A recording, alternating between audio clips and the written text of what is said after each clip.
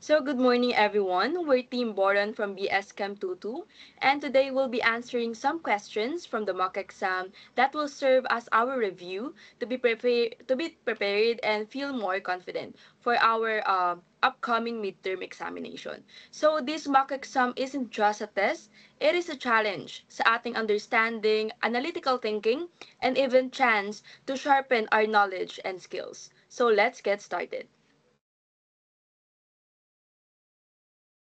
Okay, so we have this question shown in our PowerPoint slide. So the concentration of lead in a water sample is determined by measuring the absorbance at 283.3 nanometers using AAS. A constant volume of 25.00 milliliter of the water sample is added to separate volumetric flasks with various volumes by 5.00 times 10 raised to negative 3 molar lead to nitrate standard solution added while keeping total solution volume constant by adding distilled water. The volume of standard solution added and the results are recorded are as follows. So for our added volume, we have 0, 0.5, 1, 1.5, 2, and 2.5. And as per their absorbance, we have 0.142, 0.205, 0.263, 0.312, 0.371, and 0.423. So this question is an example of multiple standard addition to which we are adding different volumes of our standard solution, which is the lead-2 nitrate that contains our lead ions. And from the table, we can see that, there's a good response towards our analyte, which is lead, as it increases due to the response, or like as a response rather, of our added standard volume. So next slide, please. Okay, so to further visualize the problem, so we can see here is our problem guide. So based on the question, we have 25.00 milliliter of water sample that is added to each volumetric flask, which are particularly 6 volumetric flasks. Kasi, ayun, based dun sa table natin, meron tayong added volume na 6, which is 0 to 2.5. So next slide po, please. So from here, we have added different volumes of lead-2 nitrate, ranging from 0.00 to 2.50 ml, as I've said earlier. And to ensure that the total solution volume of each flask will be constant, so distilled water is added. And next, the absorbance from each solution was measured using atomic absorption spectroscopy, or AAS, at 283.3 nanometers. So next slide, please. So the given of this problem is we have the volume of the water sample that is added to each flask, which is 25.00 milliliters, and we also have the concentration of lead-2 nitrate, which is our standard solution, and its value is to 5.00 times 10 raised to negative 3 molar. So now we are required to find the concentration of lead in a water sample. So now we would now proceed to our solution portion.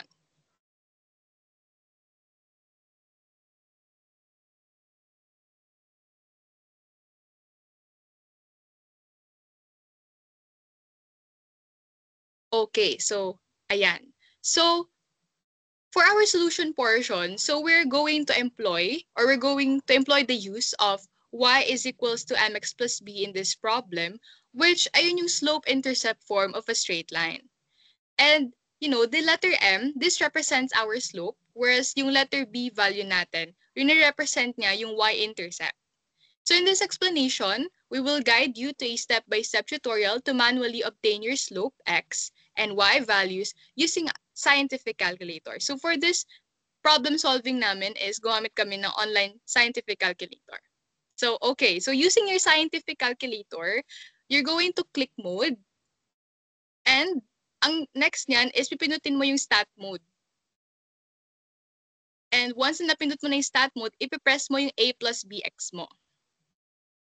Okay. So from there, you're going to plot the x and y values natin. So yung x natin is yung volume, yung y is yung absorbance.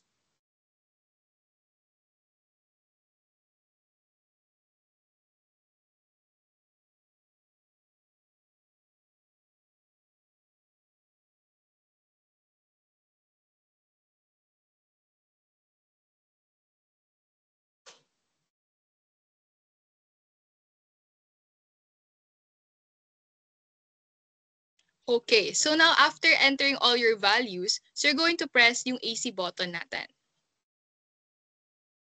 Ayan. So from there, you're going to press 1.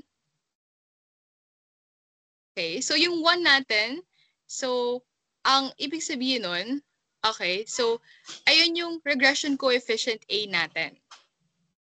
Yan. Okay, so yung letter A natin, so yung answer dapat is 0.14657142857, which ito yung y-intercept value natin. Ayan.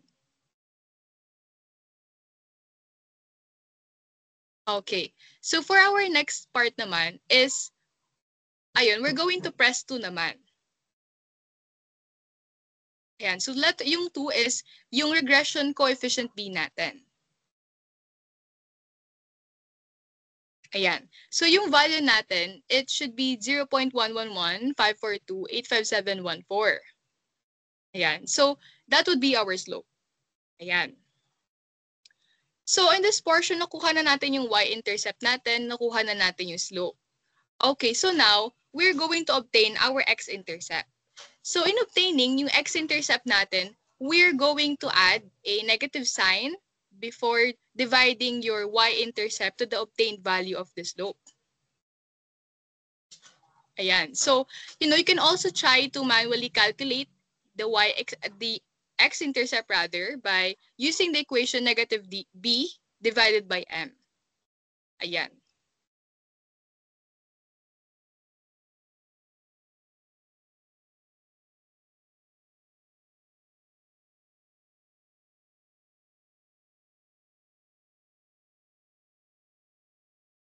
Okay. So the answer should be negative 1.314,036,88574. So this obtained x-intercept is the volume in milliliters of the sample with no standard solution added. Ayan. So now, once na na-obtain na natin x-intercept natin, we are now ready to obtain the concentration of lead in the sample. Okay, so what we're going to do first is, since there's no negative volume, so what we're going to do is we have to multiply this negative 1.31403688574 to negative 1, or by simply adding a negative sign then. Ayan, so naka-parenthesis muna natin siya tapos negative para mag-positive siya. So that would be our, so yeah, we have our milliliter. So next is we're going to multiply that to our concentration. So yung given natin na concentration is 5.00 times 10 raised to negative 3 m, or like the molarity ng ating lead-2 nitrate.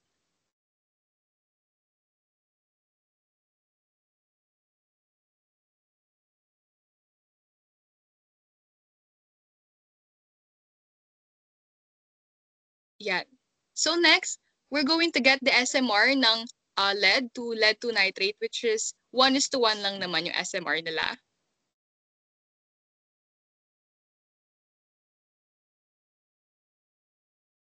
And next, we're going to multiply 1 over 25.00 ml, or simply 1 divided by 25 times 10 raised to negative 3 liters.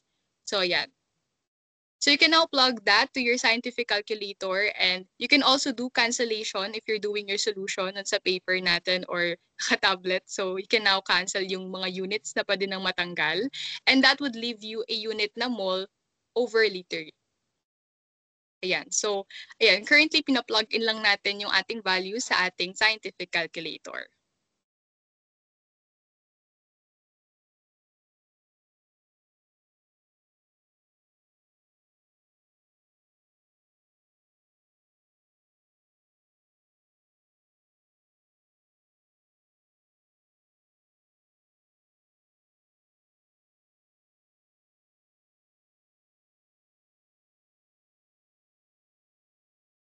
Ayan.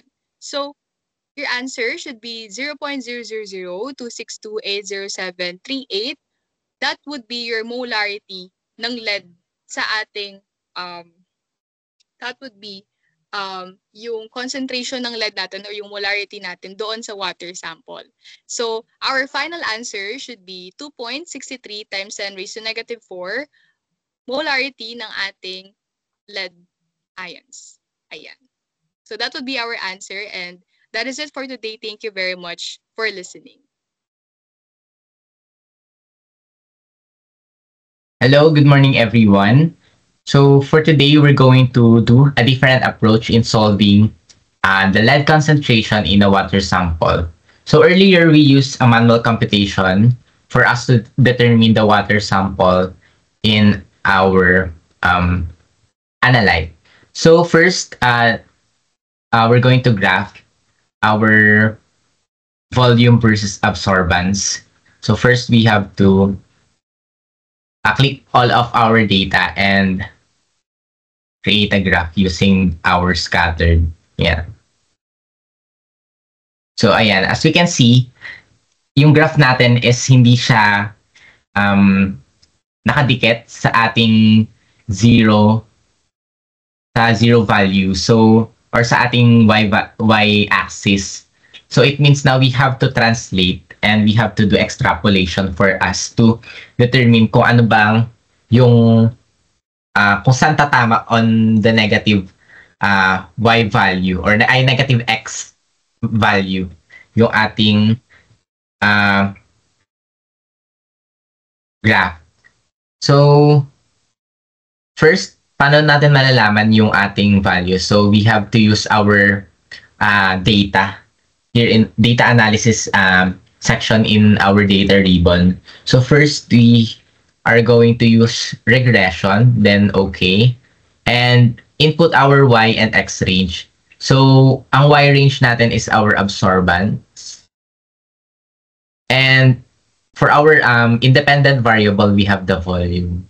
So as we can see, as habang tumataas yung volume na dinadagdag natin na standard solution, tumataas din yung absorbance na ating data. So, ganun yung correlation niya. Ayan. So, ayan. We already get the y-intercept and our slope. So, and even our regression value or dr squared. So, we just have to transpose it dito sa ating sheets and meron na tayong slopes. So, slope and y-intercept.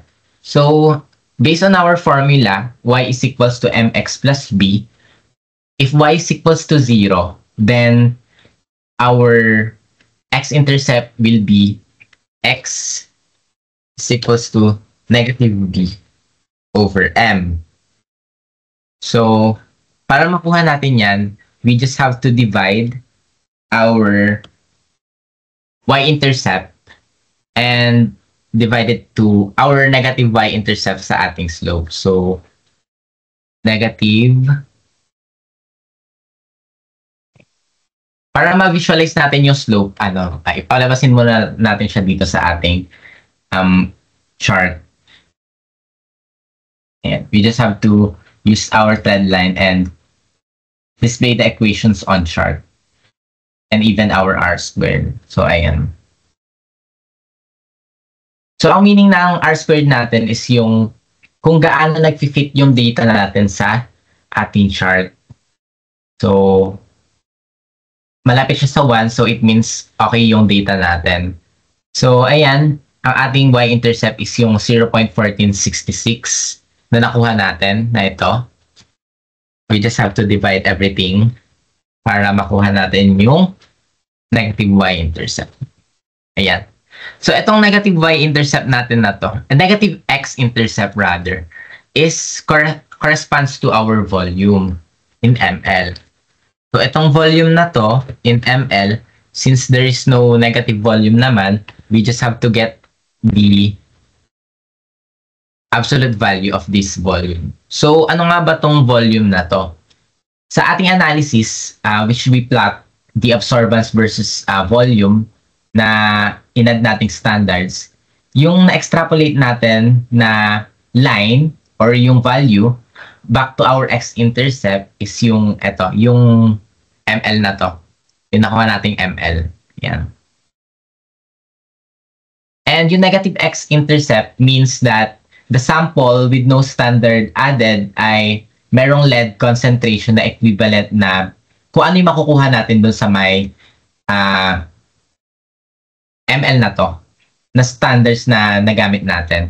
And since yung concentration natin ng standard is known naman, we can also use this to calculate kung gaano talaga karami yung lead concentration sa ating 25 ml na Alico. So, ayan. So with that, we can just multiply yung volume na to doon sa may known concentration ng ating standards. So with that, malalaman natin yung moles ng ating lead. So ayan. So according dito sa ating problem, we have 0.005 molarity of lead nitrate. Tama. Multiply lang natin siya sa 0.005. So, makukuha na natin yung total moles ng ating lead. And for us to know kung ilan yung molarity or concentration ng ating lead sa ating original water sample, we just have to divide yung 25 ml sa volumetric flask. So, ayan.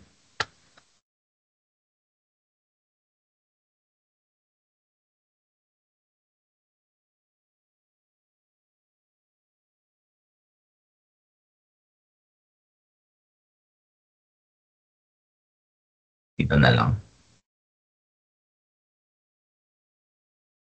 Ayan. So, eto, yung total, yung moles na na-compute natin, i-divide lang natin siya sa 0.025. Since 25 ml yung water sample natin, ay dinivide lang natin siya sa 0.025 equivalent sa ating liters naman. So, ayan. Wait lang. Eto. Also pala, don't forget to make this in liters kasi tingnan mo, napakalaki ng ating concentration. So, nakalimutan lang natin siyang gawing liters para dimensionally correct ang ating analysis. So, ayan.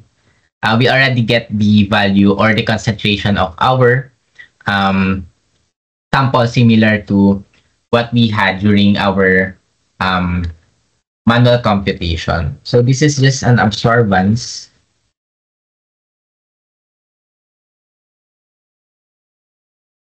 Wait. Absorb versus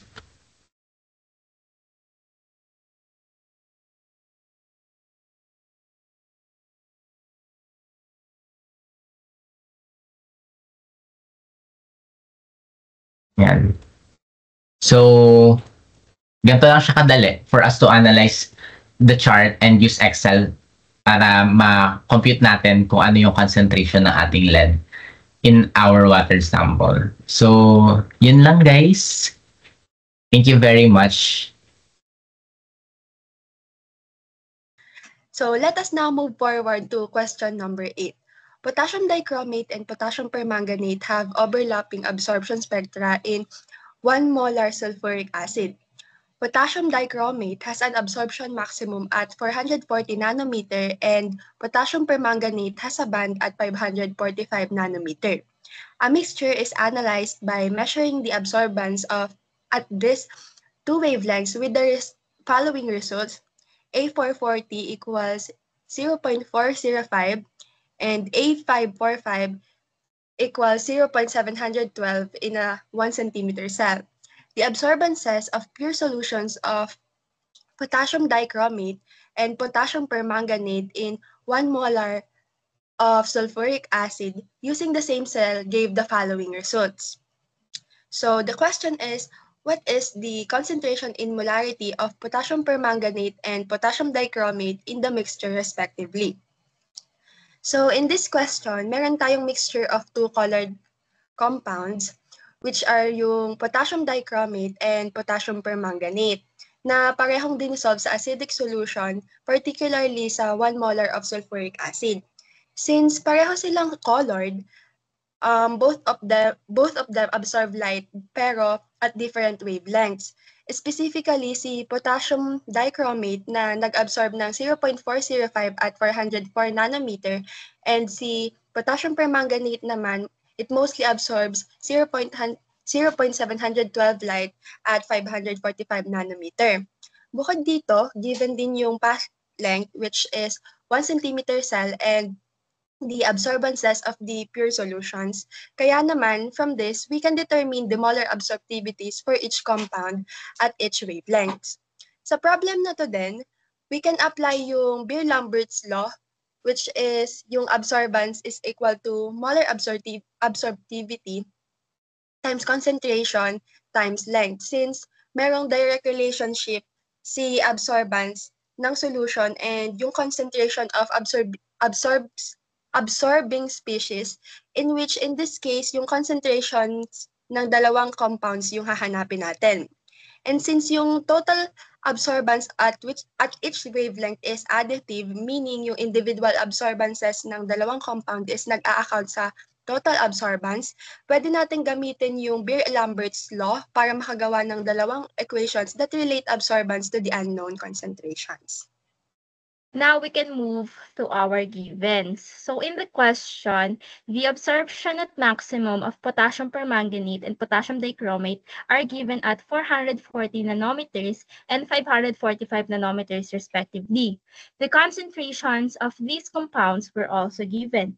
For potassium permanganate, equal siya sa 2.00 times 10 raised to negative 4 molar, while sa potassium dichromate naman, yung concentration niya is equal sa 1.00 times 10 raised to negative 3 molar.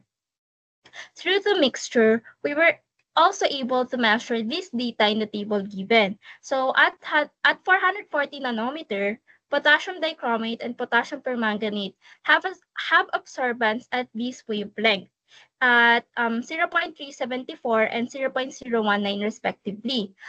While at 545 nanometer, here are their absorbances, 0.009, 0.009, and 0.475 respectively.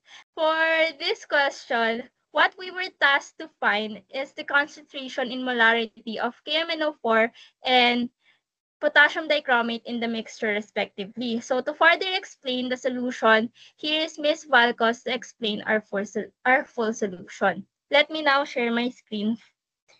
So after stating the given values and analyzing kung ano ba yung dapat nating hanapin sa ating problem, which in this one is yung concentration ng ating potassium permanganate at potassium dichromate sa mixture.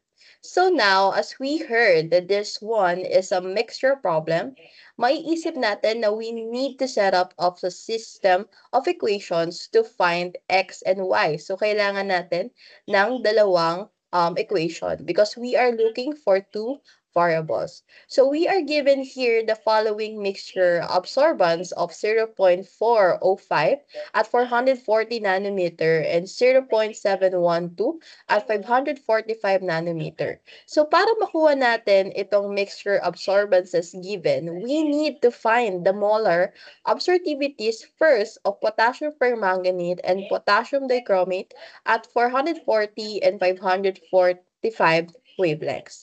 So here, we can use the Beer-Lambert's law to get it. So Beer-Lambert's law is equals to A for absorbance, which is equals to molar absorptivity multiplied by concentration and path length. So now we can get the molar absorptivity. So for potassium dichromate, we have at wavelength of 440, we have 0.3.74 divided by the concentration of 1.0 times 10 raised to negative 3 multiplied by our path length, and which is 1 centimeter, we will get an answer of 374 molar centimeter. So for 545, we have 0.09 divided by the concentration again, which is 1.00 times 10 raised to negative 3 molar multiplied by 1 centimeter, we will get 9 molar centimeter. So for potassium permanganate naman, let's first start the wavelength of 440, we have 0.019 divided by our molar concentration, which is 2.00 times 10 raised to negative 4 molar multiplied by the path length, which is 1 cm, we will get 95 molar centimeter. Next, lastly, at wavelength of 545 nanometer, we will have to be divide 0.75 divided by 2.00 times 10 raised to negative 4 again, then multiplied by the path length, 1 cm, we will get 2,375 molar nanometer. So now, after getting each molar absorptivity at different wavelengths of each compound, kaya na natin siyang i-plug in sa ating system of equations. And as mentioned kanina, since we are looking for two concentrations, we are in need to set up two equations. So first, in our plugging in the system of equations, we have to have a value for X and Y. In this case, we will let X for potassium dichromate. Yan. Then for our Y, we will have the potassium permanganate. So in plugging in our equation for equation number 1, we will have at 440 nanometer, 0.405 is equals to 374x plus 95y. And that's it for equation 1. So for equation 2, at 545 nanometer, we will have 0.712 is equals to 9x plus 2,375y. Now, that is for equation number 2. So, kaya natin nagawa yung equation natin na ganito kasi we are in need to multiply the molar absorptivities na nakuha natin kanina so that we can get the X and Y.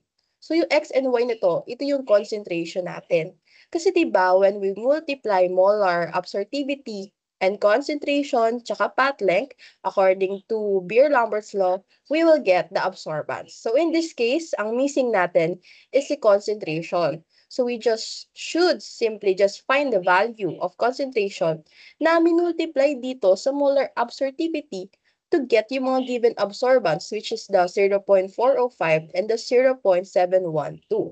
So upon setting up our systems of equation, we can rearrange the equation para makuha natin yung value ni X and Y, or we should just simply use our scientific calculator in our system of equations. Then now we will get the final answer for this concentration. So for potassium permanganate, we will have 2.96 times 10 raised to negative 4 molar. And lastly, for our potassium dichromate, we will get 1.01 times 10 raised to negative 3 molar. And that's it for our final answer. So for today, we hope that you learned something today. Thank you, everyone, and thank you for listening.